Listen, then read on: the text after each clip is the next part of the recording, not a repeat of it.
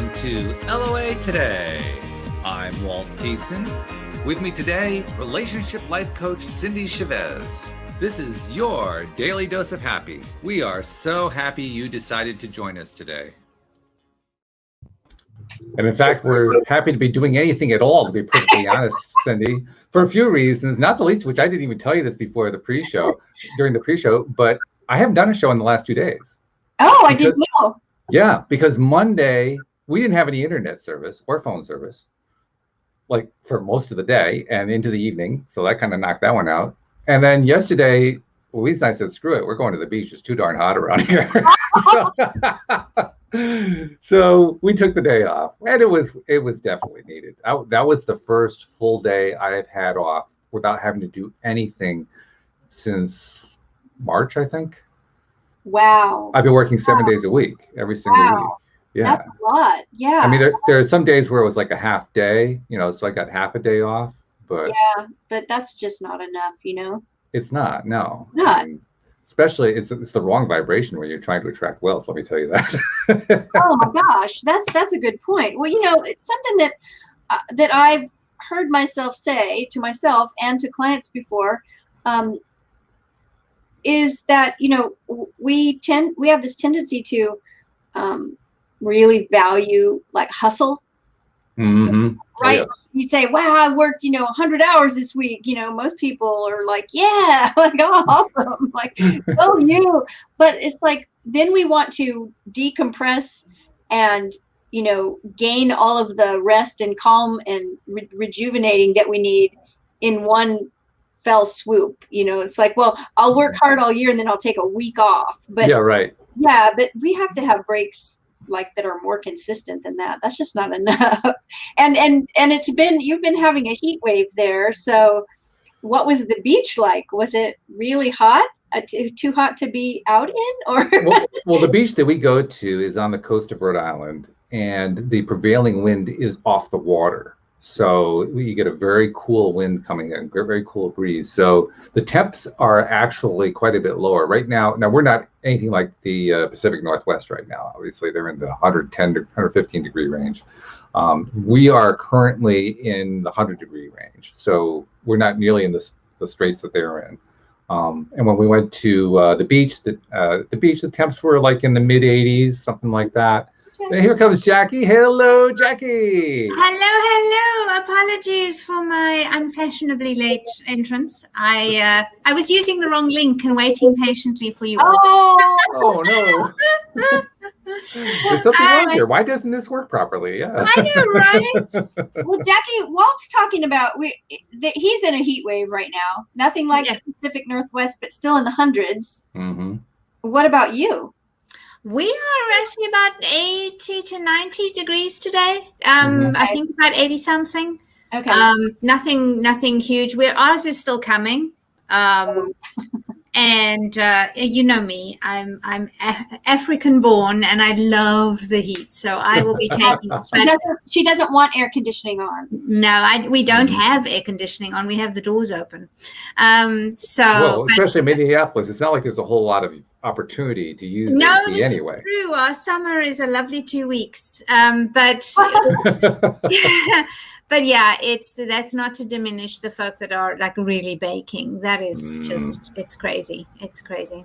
Well, I grew up on the West Coast, and we would have a couple weeks a year where it was in the 90s. Mm-hmm. I don't ever remember it being over 100 when I was growing up, because the 90s was hot enough, but we didn't have air conditioning. Most of the time it was in the 70s in the hot weather. The hot weather was 82 or 85. Right. Yes. Like this. Yeah.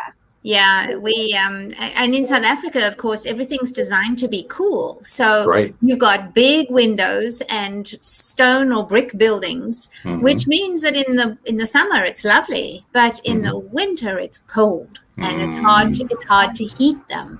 So, and of course here in Minneapolis, everything's so weatherproof anyway that generally it'll hold either the cool or the heat depending on which way you go. But yeah, it's the summer's going to be really interesting, because we haven't really hit summer yet, and already we've got these temperatures. So stay safe out there, everyone. Absolutely. Or in my case, I stayed to the beach, like I was telling Cindie, because first of all, I needed to get away because I hadn't had a getaway in weeks. And second of all, it was too darn hot to stay around here. So we went to the beach where the temps were like 10 degrees cooler, and we had a nice breeze coming off the ocean. So it just cools everything down. Yeah. So it was lovely. It was a beautiful day. Oh, so good. So the worst thing to worry about was making sure I had enough sunscreen to block the ultraviolet. Once I had that, I was fine. Yeah, absolutely. It's very cool. We've been walking. We're right on the Mississippi River, so we've been walking like about 6:30 in the morning, and it's already nearly 70 degrees, and it's so beautiful. It's really lovely. Right by the river, and as you say, it's just that little bit cooler and fresher when you're right by a body of water. Right. And so, it's really nice. Love it.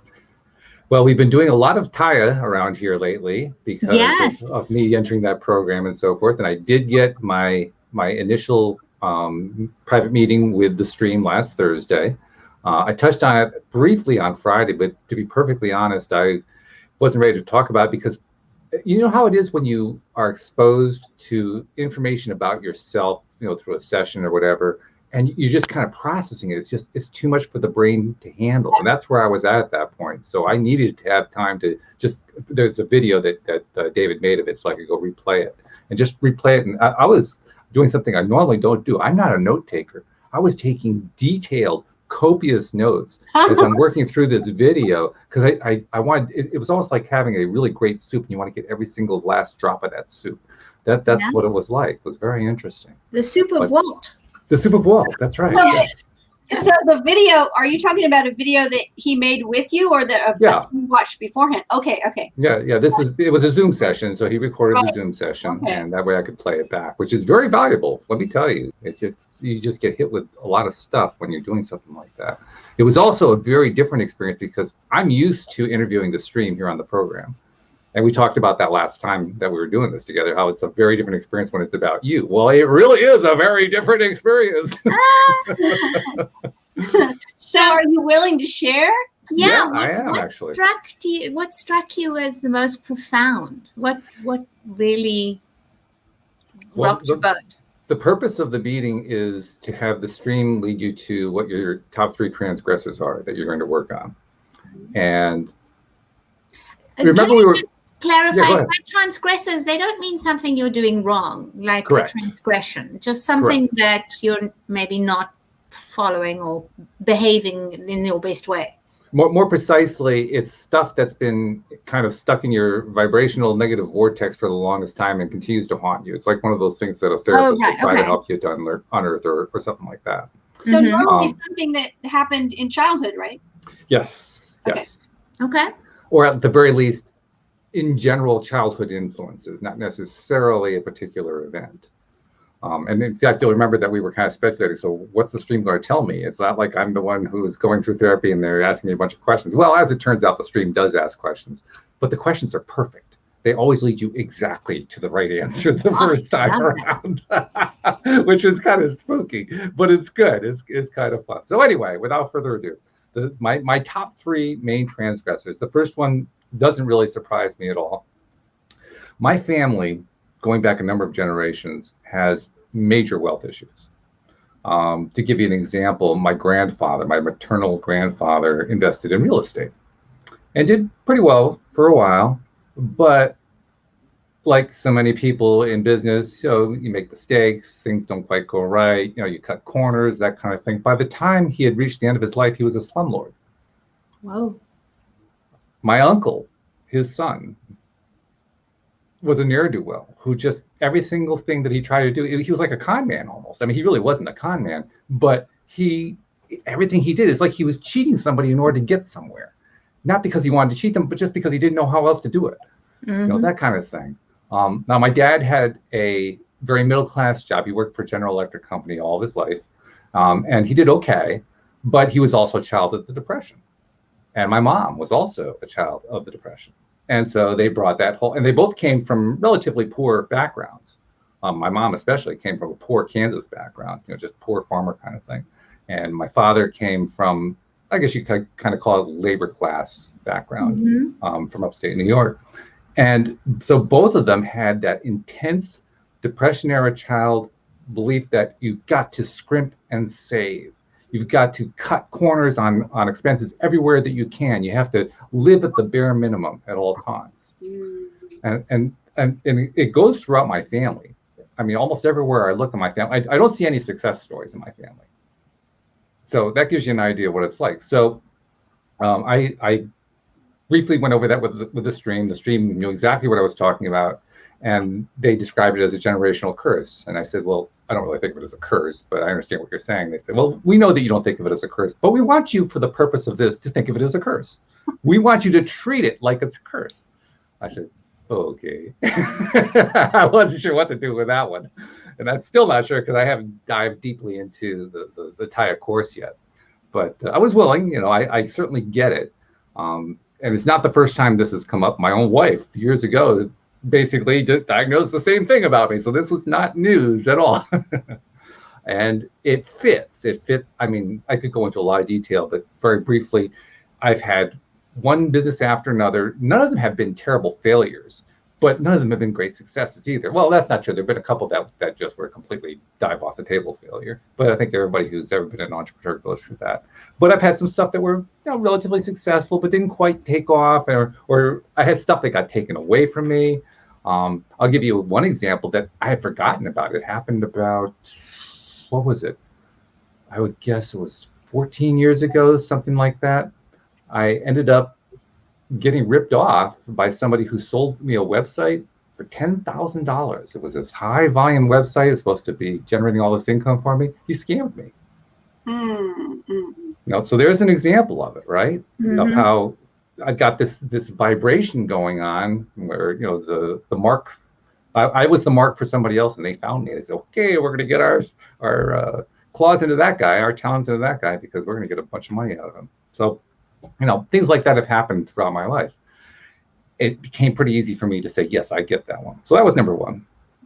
Now, number two and number three were tied to my parents. And one of the things that both David and the stream, when he was channeling the stream, emphasized is almost all transgressors come from parents, and it doesn't mean that they're bad parents. It's just because that's where it comes from. That's where the whole thing comes from. So they asked about my mom, and actually they didn't even have to coach me on this one. It was very easy for me because I have, to an extent, figured out my mom. Now, both my parents have passed on. My mom, the best way I've been able to describe my mom over the years is that she was a confused person. She was confused about what she wanted in life. She was confused about others, and she went out of her way to make sure that you could never pin her down on anything, which makes for a very interesting upbringing, let me tell you. Because among other things, as the stream pointed out, it means I never really had the true mother experience. I never was true. And now, I don't want you to get me wrong on this. I don't want listeners to get me wrong. It's not like my mother didn't try to look out for us and take care of us and defend us and all that kind of stuff. It's just I never had the strong emotional kind of connection that most people have with their mothers, because my mom was always had this confused pattern to her. So that was the second transgressor. The third one was the surprise, because I didn't know what they were going to say about my father. I figured, okay, that was going to be in there, but what was it going to be? The third transgressor was that my father, according to them, and I'm still working on processing this one, my father was angry at my mother for her confusion. And that thought never, ever occurred to me, not once in my entire life. Now, as soon as I said it to my wife, Louise, she said, well, yeah, of course. So yeah. It's all in the perspective, right? But from my perspective, I had never even conceived of the idea that my dad was carrying this anger all these years about the fact that my mom had this crazy confusion going on. But you know what? It makes sense. As I think about it, it makes sense. And what was really interesting too is that, like I said, with each one of those, they asked me one question and took me right to the answer every time. There was no probing. It was just one question to answer. Yep, that's it. That's your transgressor. Like, oh, okay. Wow. It was really interesting. Well, I have a question. A lot that was interesting. Yeah, go ahead. Did you ever have the sense that you knew your dad had anger about something, but you just didn't know what it was? I would not have labeled it as anger at the time I was growing up. At the time, I would have been confused about him in that sense. because he didn't, except for there was like little flashes that would show up every once in a while. But most of the time, it was what I thought of as the people of that generation. And this is something that the stream and I talked about. The fact that in that generation, that was a generation where everybody knew what their role was and everybody was playing their role. Not in the kind of role that Jacqui's talking about where you want to act as if. That's not the kind of role they were talking about. The kind of role is like, okay, well, you got married, now you're supposed to have children. And that led to a really interesting part of the conversation, because at one point the stream asked me about what I thought about how my brother, my sister, and I were conceived. You know, what was the motivation that my parents had behind it. And as soon as they said that, I instantly realized that the answer was they did it out of duty. They did it because they were supposed to. And I thought to myself, well, that's really interesting, isn't it? Now, I know that both my mom and dad loved me. I have no doubt about that. But you know what? I think this was probably true, that I was conceived that way. And that means that there was a vibration created there. And that's another vibration that they have to, what they call detune. I have to detune that vibration. So yeah, I learned a lot out of that session. Very interesting session. Yeah. So what stands out to you as the most, I mean, it seems like there will be two things going on. One, oftentimes when people uncover something like that, it's a relief, because we have a tendency for this, whatever you want to call it, the inner critic, the gremlin, whatever part of ourselves, to kind of blame ourselves for everything that hasn't gone, right, or however you want to put it. And sometimes it's a relief to understand like where some of it might have come from, right? It's like, like the most famous, most opened email subject line ever is, "It's not your fault." I love that. Like if you use that as a subject line, more people open your email. I don't know if I've ever done it. I just remember reading an article about it. But so, we don't want things to be our fault. And sometimes uncovering the root of something is like a big aha, like a relief. But then also the other question I have is there any part of it that feels like, wow, this is really going to be a challenge to try to overcome? Because I'm going to answer the second question first, because I think it's got an interesting side answer to it. Because the stream acknowledged all the work that I have done on myself over the years. But they also indicated that I have a ton more to do. Thanks. And my perception was, really? I thought I'd gotten pretty far. I don't know. I thought we were at halftime. How many innings are there to this? That's right. Exactly. Yeah. So I'm not sure that relief is actually the word I was reaching for on that one. It was more like, oh, God, what am I getting myself in for? But so that kind of is the answer to the second question. The first question, was I feeling relief out of it? I don't think I was feeling relief. I think I was feeling confirmation, but more precisely, I think I was feeling focusing in. And that doesn't even sound like a feeling, but for me, it was a feeling, because as I focused in, it was like, okay, now I know what I need to pay attention to. I know there's been all kinds of stuff that has happened in life, but which ones do you pay attention to? Which ones do you try to detune? Which ones are the important ones? You know, to have somebody else tell you, well, this is the important one. It's like, oh, okay. Well, at least now I know where I have to go. All right. That's progress right there. That is a good point. Yeah. But it gives you that first domino. Yeah. Yeah, exactly. Which is going to be the way to get there to the goal fastest. That's really what it felt like. Yeah. So that's really cool, because the analogy that I have of that kind of, when you find that thing, is in the old days, the logging along the rivers, and they would have a log jam, and then they would look for the thing called either a kingpin or a linchpin, and there would be that one thing that if they could lever that loose, it would allow everything to flow. Right. We can find that thing, and it sounds to me like the stream has a knack of finding that thing. They have a knack at a lot of things. You pick that up pretty quickly. I mean, we talked about how it is different to do a private session with a stream as compared to interviewing them. And I can't say this is a surprise, but it's certainly a confirmation of what I expected, because everything is about you. All of their answers go directly to you, not to a broad audience. They go directly to you. They're about you. They're talking about you. They're focusing on your experience. They're focusing on your feelings and so forth. And whoa, that is a huge, huge shift compared to doing an interview. Having that the part that's energy focused on you takes some getting used to. And it's a specific rather than a generalization. Right. Like when people ask questions that are very general because they're going to apply to everyone, as opposed to this applies to you and your specific life. That's pretty powerful. Yeah. And what was happening, I think this is something that you guys probably have a lot of experience with as coaches, because you're dealing with people, unearthing their own stuff as you're helping them out. What happens is when you are the recipient of that information, your mind blanks out. Your mind simply does not allow you to even hear large chunks of it, because it's just too much to take in all at once. So, I mean, I played back the recording on Monday, I think it was. As I'm playing it back, I realized I did hear all that stuff, but it was like I was hearing it for the first time. And then recognize, and this is the really nice part. Playing it back, I realized my comments, my questions and so forth actually made sense. I was really worried that there was just going to be this nonsensical conglomeration of junk that all just kind of, I actually was following a thread. My conscious mind wasn't really doing it. It was my subconscious mind.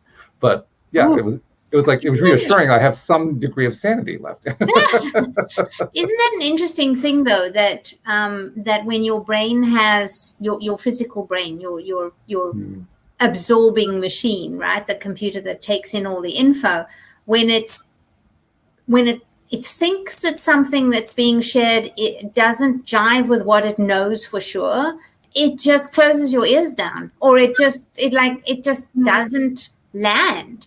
And this is the same kind of thing where you can say something to a client and they'll nod and say yes and whatnot, but it goes straight over. And then 2 weeks later, 3 weeks later, they send you a screenshot of some random passage in a book and they go, "Oh my God, my mind is blown." And I'm going, "Excuse me, in the third minute of our third session, I said practically the same thing." But it is that, right? I mean, it is that our brains, we are so much more than our conscious our consciousness is so much bigger than our brain, and our brain struggles at times to link everything. And this is the joy of having recordings and things, because you can go back and say, "Are you sure you said that time?" Because we've seen it. I mean, I have read books that I swear to God have got new passages in. Yes.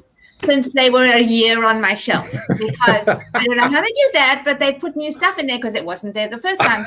And that's just our cognizant brain not allowing stuff that doesn't jive with our current identity. Part of that is, I think, protection, right? Like sometimes, of course, absolutely. It's Walt and I talk about this a lot too, about all the information that comes at us. And I know whenever I've taught a course, a problem that I have, I guess we could say, is that I have a tendency to want to feed my course participants a whole cake instead of a slice of cake, right? Yeah. I have a desire to kind of over deliver, but sometimes it's too much. And so the way I started dealing with that, besides realizing that I don't have to give so much information, but is to tell my students, don't worry about it. Like, whatever you get is what you need to get. You're going to get what you get. And if whatever you don't get, don't worry about it, because you're getting the right thing. And I remember when Walt and I were doing, when we were reading through Neville Goddard books, how many times that there were some Neville Goddard books that I'd read once. There was, I think, even a couple we found that neither one of us had ever read, but there were some that I had read multiple times. And we would come across a passage and I would be like, "Wait a minute, I have never read that before." And it would be something that was profoundly important to me at the time that Walt and I were reading. It was like, oh my gosh, like it would be a synchronicity with something else that I was learning, it would be like it was spoken right to me, like this message is for you. And I would swear that I would say, that is so powerful. How have I never seen it before?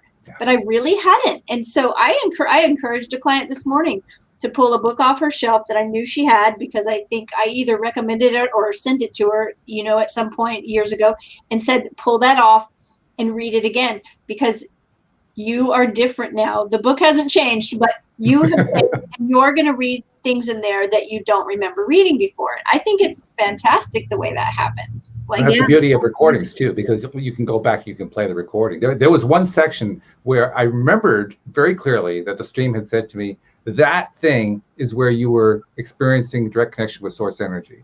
And I really wanted that, because that's the goal that I stated. The goal I stated for entering the whole program was, I want to really build my connection. I want to be able to have conversations with my inner being, not just get an occasional flash of a message. I want to have total conversations, and I've never had that. And David said, well, that's certainly possible to do. Let's go with it. Well, in the context of the actual session with the stream said, this thing that we just talked about right now, that was you talking with your source energy.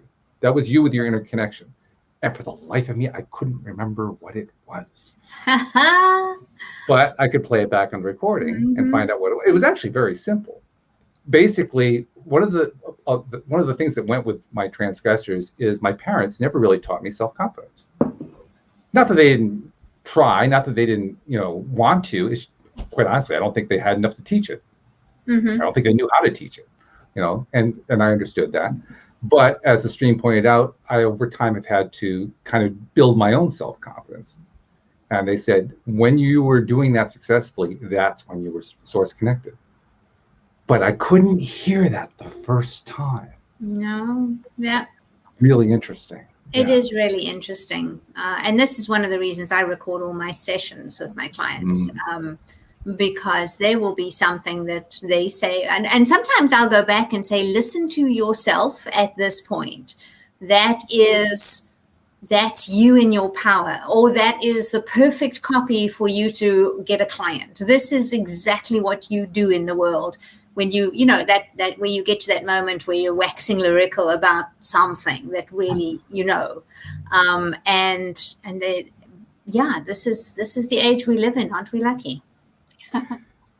Lucky, yeah. The stream said something else really interesting too about me, about my experience growing up, because I grew up in this household. It was a loving household, basically a middle-class household. There wasn't any severe traumas going on. Nobody, as far as I knew, ever got raped or beaten up on a regular basis or anything like that.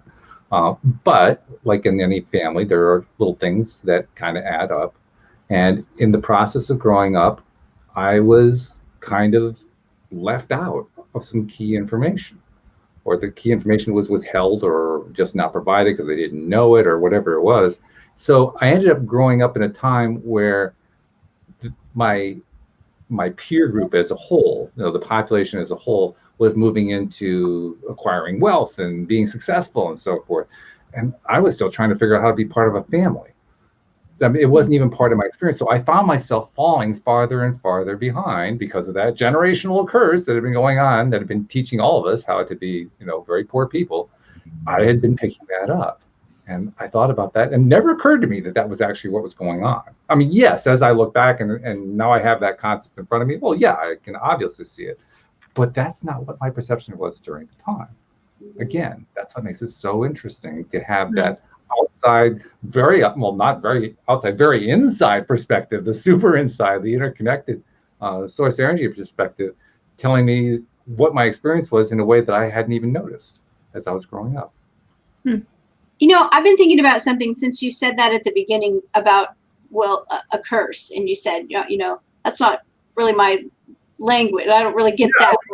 We want you to think of it this way. But what I started thinking about was that because of fairy tales and different stories that we know, we often think that a curse is something that someone else places upon someone, right?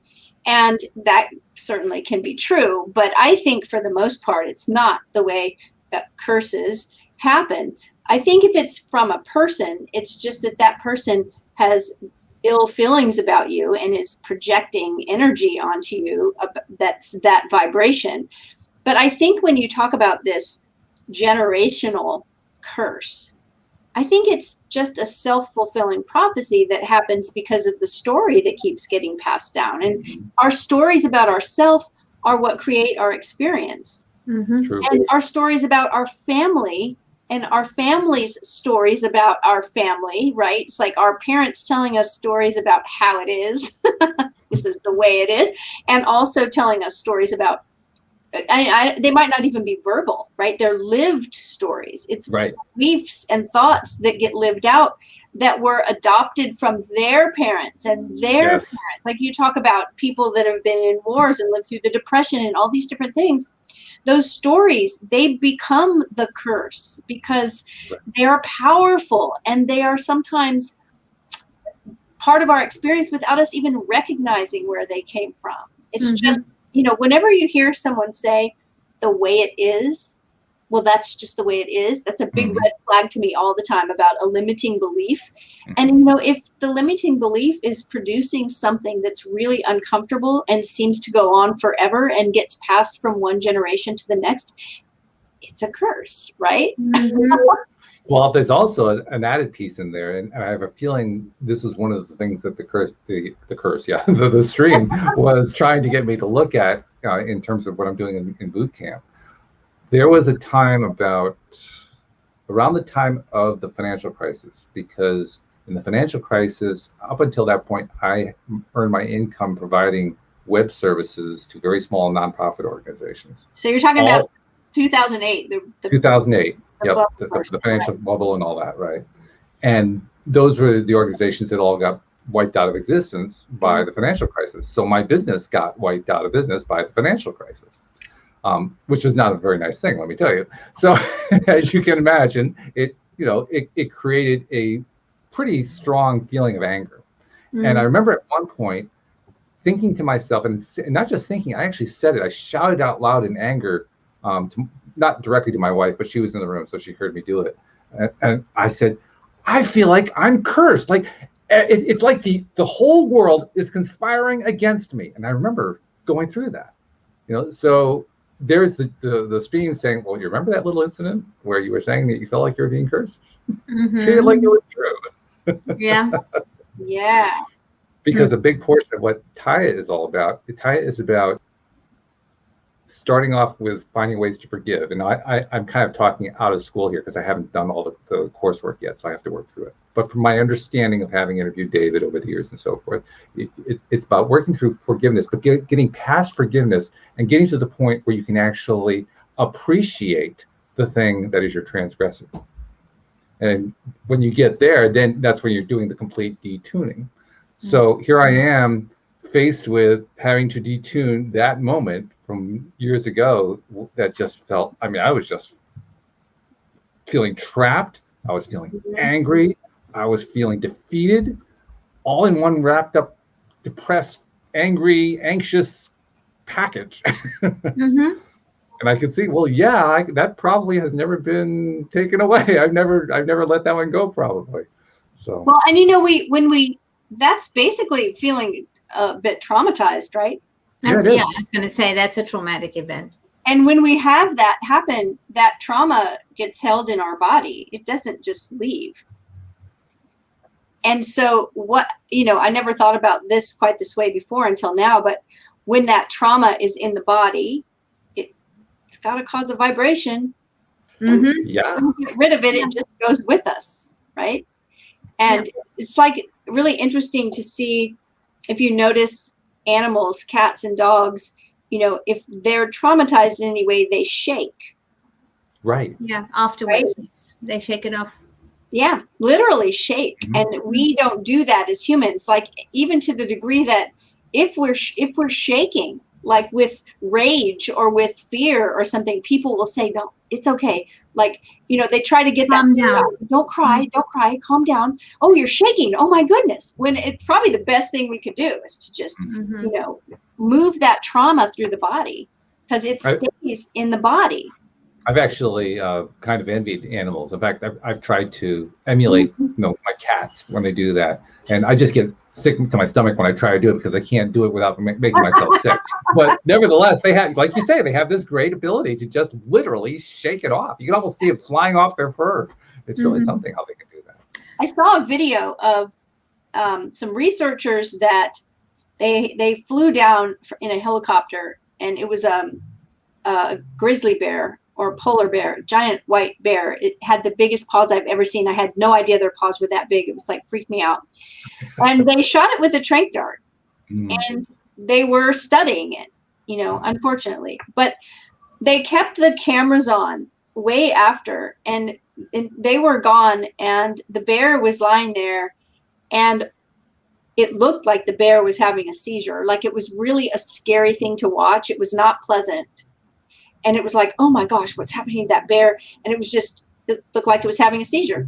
And then it just got up and it walked away. Went over and started hunting in some bushes or something. And it was like, oh wow, like that hugely traumatic thing happened to that bear, and he shook it off. He shook it off. Yeah. You know what I would be fascinated by is to find out if you ever, as a small boy, Walt, had experienced your father saying those words or having those words, or the feeling trapped, like the world is conspiring against you, feeling, just having that moment where everything is too much. Because you have to think, especially with the depression, it was very similar to, so not as extensive, but it was similar to the 2008 one. The effects would have been the vibrational effects of having this outside thing happen to you, over which you have no control, but now have to navigate. True.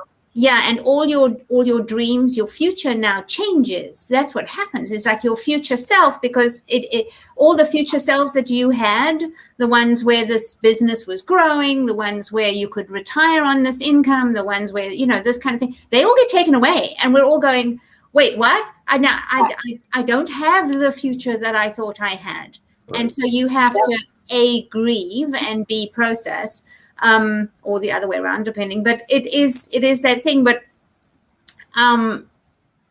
we pick up so much within the first 7 years. We are sponges that I wouldn't be surprised if there was something in your family, in that just planted that seed. And so everything, so that's why, not why, but that was part of the reaction, is that it is that. I'm sure your fathers felt, most people in the depression felt that the world was against them, that nothing works out. Those kind of feelings. It's so fascinating, because I caught myself saying something one day, and my mother looked at me really funny, just like, that sort of. And I went, what? And she said, your father used to say that. No. But my father left when I was 4. I do not remember him. I do not remember anything he said. I do not remember anything besides the moment that he actually charged past us and left, right? So I had no idea about this. And that's how it got in there. Yeah, I wouldn't be able to tell you when I heard it or anything, but my mother said, your father would say that in that same inflection. Like this it was fascinating to say. Wow. And also another thing, just on a side note, the first time I was on stage, I was 7. I got a lead in the school production, so I was 7. And my mother came to the first rehearsal, and she sat there with her eyes like this. And I went, you look so scared for me. She said, I wasn't scared. She said, I saw your father. I used to sit as a small person in the front row of the theater watching my father rehearse on stage. And my mother said, the minute I walked in, I walked like my father. Wow. And that again, so these things that we pick up that we have no idea that we are absorbing and taking in as part of our identity until we get them highlighted and we go, okay, do you want to stay being this way? Do you want to stay? Because what I can see for you, Walt, is that your family story changes here. This is your plot. You are your family's plot twist. You are. Okay, yeah. Why not? And there's a plot twist at the end of Act 2 every single time. That's right. That's what makes the audience come back after intermission. It's like you got to get them back. So it's written into the Shakespearean bylaws. I mean, I think that was written like years absolutely and years ago. Right. So you can be a plot twist, and anybody who's listening, we can be a plot twist when we decide to be one. We can say that story in my family ends now. Yes. That particular vibration ends with me. I'm going to do the work to heal it, not just for me, but for everybody. And moving forward, I will not take it with me. And I can't tell you that I know for sure that there's a phrase like that or a behavior like that. I can point to a behavior that my wife instantly pointed out that I inherited from my father right after he died. Yeah. Wow. He had a form of laughing. Uh-huh. And I never laughed the way he did until after he died. His laugh was like I'm not sure if I can do it on demand, but it's like a, it's that kind of a laugh. Uh-huh. And I did that totally subconsciously. And my wife said, "You just realized you just did your father's laugh, right?" I said, "I did." Wow. Yeah, I had no idea I was doing it. That is, and you had the ability to do it all your life. Mm-hmm. You But I never did know them. Yeah. Mm-hmm. Now, what I can point to, and I think this is most likely what I'm going to end up focusing on as I'm doing the TYA work, is I had lots of conversations with my dad while he did the family books. He kept very meticulous financial records on the family. And I picked up that habit. I am the financial wizard. I am the bookkeeping wizard. I keep the books for Gardens by Louise. I keep books for my own stuff. I mean, I keep my own personal records, just like my dad did. I do it with a computer now rather than the way he used to do it, but I do the same thing. And I know that fact alone is contributing to the carrying on of that generational curse. I understand that now, but I suspect there's also like the little things we would talk about. He would actually have a budgeting process. You know, here's how much we're going to spend on rent. Here's what we're going to spend on food, you know, and so on and so forth. And he had all his little columns and they all added up and so forth. And as he was showing me all this, he was showing it to me with pride. He wanted me to pick it up, right? But as he was showing it to me, I had feelings that I couldn't quite, and still can't quite put into words right now. But the general feeling of them was, oh my God. There was that kind, and it was a continuous feeling. It's not something that just came when he was showing me the books. That feeling carried on throughout my life. There was a feeling that just carried on all the time. Do you have that feeling when you do your own books? I used to have it, particularly when I did taxes. I've worked over the last few years on letting go of that. And this past year was my best year ever for doing taxes. Not only did I get them done quickly, but I had no discernible angst, which was a record for me. It shows the work you've done is working for you. Yeah, exactly. Yeah. But the fact that I can point to in my own mind that experience and those series of experiences, it wasn't just one time. This was like, you know, many, many, many times as I was growing up from a very young age up until through my teens, even after into my 20s and so forth, over and over again, seeing my dad do this, having conversations with him. He was telling me about what was going on with the family finances and all that kind of stuff. And I'm sure it was just being ingrained in me through that process. All these messages about there isn't enough money. There can't be enough money. You always have to scrimp and save. You always have to watch how much you're spending. You know, don't buy the most expensive one, buy second best. All that kind of stuff. Yeah. Penny pinching, yeah. And it's so understandable for given the, you know, how they grew up and that and still nonetheless within the context of who we are now, it still takes some work to release it. A lot of work. Yeah. And I think that's what the stream was really talking about when they said that there's a lot more to go, because I can kind of get a measure of how much work I have done. And I can also notice, I still see stuff pop up in my own behavior patterns. I'll see that Louise has a tendency to leave lights on all over the place. And I go into that mode of, oh no, we got to save money on it. Now, how much money is a light actually burning? Not that much. It's pretty mineral. What are we doing? Air conditioning the whole outside? Right. Yeah, exactly. The neighborhood. Yes, absolutely. It's I'm working on being made of money, because my mother would say, what do you think I am, made of money? Yeah. I love it. And it's I want to be able to say to my grandkids, I am made of money. And at the moment, it's just like, yeah, right. But I'm working on it. I love it.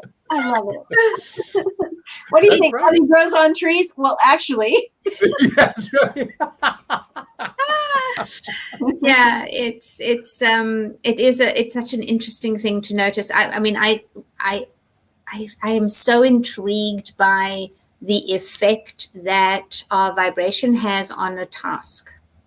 So you're doing taxes. You used to do it with this feeling. Now you're doing it with that feeling. The task is the same, but you have changed, and therefore the outcome and the task shifts almost. If you can keep your books in a kind of happy, expansive, there's so much left over type of vibration. It's very different to saying, okay, I got $25 and I need to make sure that I can, going down to the last penny or whatever it is. It is, I talk to my clients, it's like, you can clean your floors like, oh my God, I cleaned my floors yesterday and I'm having to do it again today. Mm-hmm. Or you can say, I can clear the residue of who I was, and I can make this like a little house witching spell, and I can enjoy the fact that I have clean floors, and it's so cool. I have floors to clean. All of these things, the vibration we bring to a task is ours entirely. We get the chance to choose, and when we get some spotlighting on how we've been and how it's always been, this is the way it's been, then we get the chance to choose something different, and it's way cool. I did that with Mondays. Mondays? Right? Because everybody's always like, oh, Monday, right? Oh, I got a case of the Mondays and Monday. And I just decided that I was going to make Monday like really awesome. And I still, to this day, I schedule in a certain way so that Monday feels really spacious, and so it doesn't feel like, ooh, it's Monday. I read a thing about how, you remember that advert that had the camel going, happy hump day. It's hump day. Remember that? Mm-hmm. With Wednesdays being hump day. Right. People apparently... the general mood in offices went up on Wednesdays because of what everybody agreed with in this ad. It's a social agreement, right? Uh-huh. Yeah. It's Wednesdays. Yes, let's go. This is good. Happy Wednesday. My husband and I cracked up because we'll say, like, it's Friday. And then we both start laughing and go, so what? Like, for us, it's like things aren't that much different, right? Exactly. I love that meme with Maggie Smith. She says, what is this weekend? What is the weekend? That you speak of, right? and that's precisely it. We can feel that way. We get to choose. But when we can clean up some of the seed of why we feel that way, we can it's easier, I think, to get really specific. I think that's what makes it more potent. We get specific. I don't think you have to find the seed to be able to change the vibration, but knowing the seed helps you change the vibration very specifically. And with the bookkeeping, Sorry? What I was going to say is with the bookkeeping thing, I've already started to find at least one way to turn it into a good feeling thing.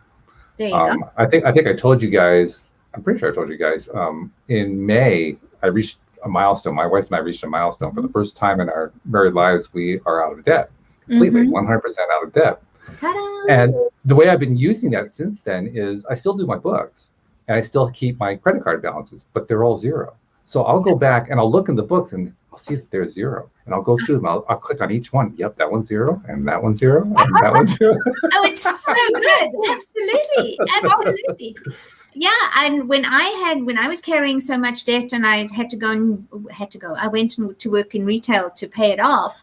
I took a screenshot. It was one of the first sort of technical things that I learned to do. Took a screenshot of my credit card statement and I changed out the numbers to paid in full. And I used that, and it took me 4 years, but I had that moment where I was gonna, and to this day I'll rehearse playing.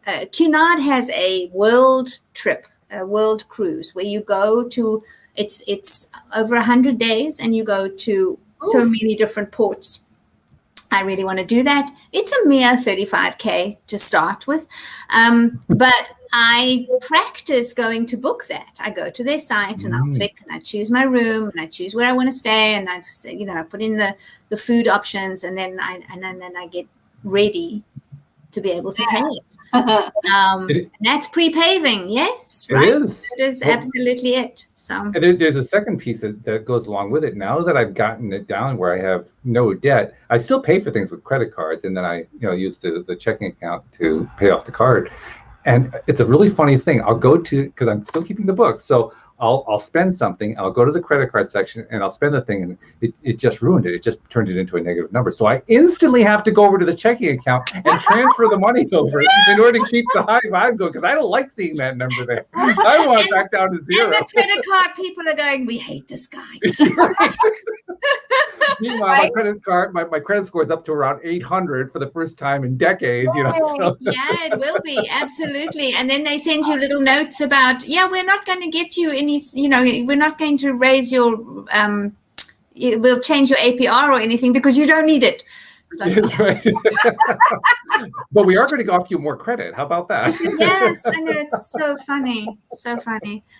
It's going to be so delicious to watch how you navigate the person that you are now with this information. Because if you know different, you do different always. It's not better, but different. So now it's going to be so interesting. It's going to be interesting to be that person. You are that person. You're just going to have to learn to. No, but I mean, it's going to be interesting to be that person going through the experience of doing exactly what you just described. Yeah. It's one thing to hear somebody else's story, which is great. It's another thing to actually be living the story. I know, it's so cool. Yeah, like, immersion. This isn't me talking about somebody else on the show. This is me. Yeah. So juicy. Juicy. I mean, to go back to what you talked about, Jacqui, this is me being the star of my own life. Well, there you go. My work here is done. Don't go. People who are experiencing other people's like emotions or physical pain, like people. I hate to say people that are empaths, because humans are empaths. Right. And that's what makes us human. A healthy human, should be feeling other people's pain and other people's emotions. It just shouldn't be triggering or traumatizing us. Yeah. Right. So, but when we do that, when it happens to me, I've had both experiences. I've had suddenly feeling terribly sad or something, and why am I feeling this way? And realized, oh, this is not me. And also physically, I've had physical pain that I found out the next day someone close to me was having a surgery or had an accident, and it was that pain, right? Yeah. And what I have learned to do now, and this doesn't happen to me all the time, but when it does happen, it's really obvious. And I say to myself, oh, this isn't me. Like sometimes it takes me a while, right? Like I'll be like, what is happening? One time my foot felt like it was on fire. And I said to my husband, my foot feels like it's on fire. Like I've gotten a severe burn. The next day I found out someone close to me had surgery that they didn't tell me about. And they said it felt like my foot was on fire. And I was like, So now when some odd thing like that happens, I say, when I finally realize it, why is this happening? Why I might struggle with it for a while. And then I go, oh, this isn't me. This isn't mine. And I can send blessings and let go of it, right? So I'm thinking about you, Walt, when that feeling arises of, oh, like, anything, it's like now you can go, oh, that's not me. That's true. That was my dad. Like, that's not me. I picked it up, but I don't have to carry it any longer. That's not me. I like that. Yeah, I'm going to be using that for sure. I don't even know what Tyra's going to do, but I'm already convinced I want to use that one. I like that. Absolutely. So good. It is good. It's also an interesting experience to do this on the show, because I have to admit, there was a piece of me, this isn't something that people normally do, where they go through something like this and then they broadcast it to the world. Yeah. And that's a little bit different. And I've always been a pretty private person anyway, at least until I started doing a podcast. Then I realized, well, the entire world that listens to my podcast knows my life, so screw that. But nevertheless, there's still that piece of me that says, hey, you're kind of doing this, in public like that. And even as I say that, I can just feel like the nerves in the back of my legs saying, so there's that feeling again. Well, you can always give yourself the grace of doing the work and then sharing it in the rearview mirror. I mean, There's no pressure on you to share in the moment, especially not if it gets in the way of the work. Yes. It's important to give yourself that grace. And I'm already doing that. I mean, there were certain aspects of the session with the stream that I'm not ready to talk about, and I may never want to talk about. Mm-hmm. But the parts that I'm bringing out are the parts that I can talk about, that I do feel comfortable talking about. And that's the way I'm really going to approach the project. Yeah, and those are the parts where people are probably going to be able to really relate. There's a reason that you feel that needs to be out in the field, because obviously somebody else will need that, and so it's a good thing. It's an interesting thing too, because I really feel very good about releasing that part. It's not like it's a struggle. Mm-hmm. It's not like I had to sit back and say, do I really want to talk? It hasn't been like that. So good.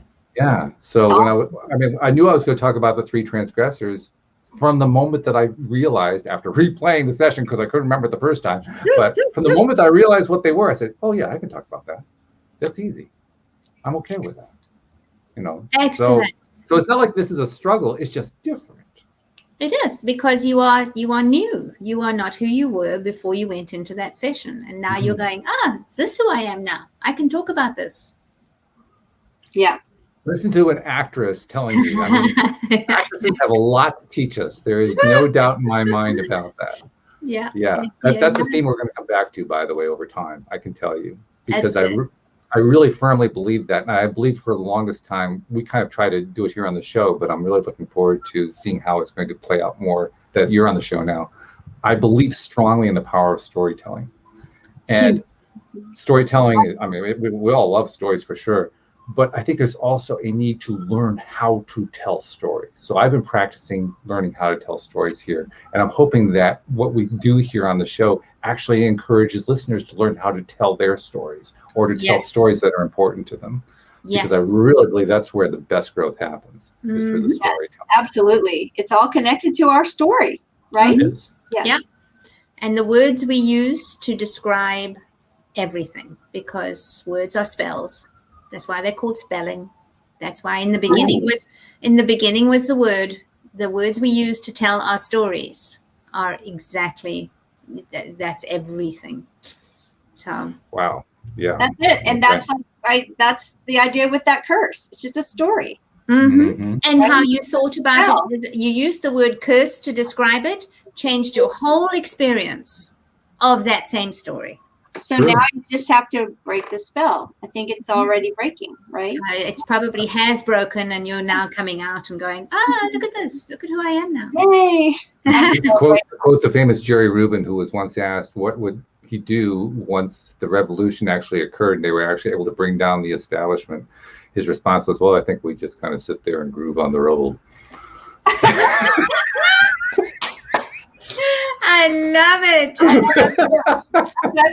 Such a juicy conversation today. Thank you. I'm doing a little grooving on the rubble, and I appreciate you ladies for joining me as I'm doing my grooving. So good. Thanks so much. So thank you very much for listening. Thank you very much to the listeners who didn't go away after we weren't here for 2 days, but we're back once again. And thank you especially to people who have been going through their own TYA Bootcamp, because I know that there are currently at least 3 people who are listeners who are going through the boot camp. So thank you to you guys too. We'll see you all next time here on LOA Today. Goodbye, everybody. Bye, everyone. Bye.